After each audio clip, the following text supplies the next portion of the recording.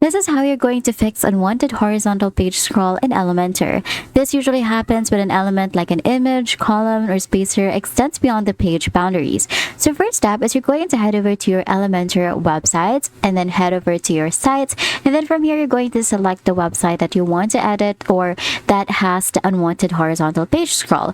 Now, once you have your site opened, you're going to find the culprit element. In the Elementor editor, you're going to switch to mobile view, visually inspect every section, column, and widget.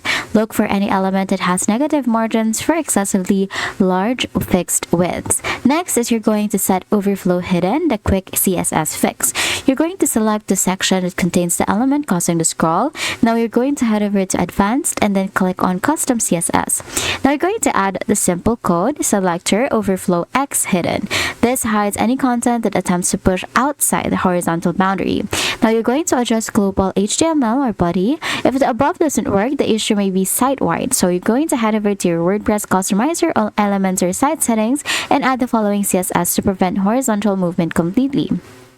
And that's it. That is how you're going to fix unwanted horizontal page scroll in Elementor. If this video helped you, please don't forget to like the video and subscribe to the channel for more videos like this.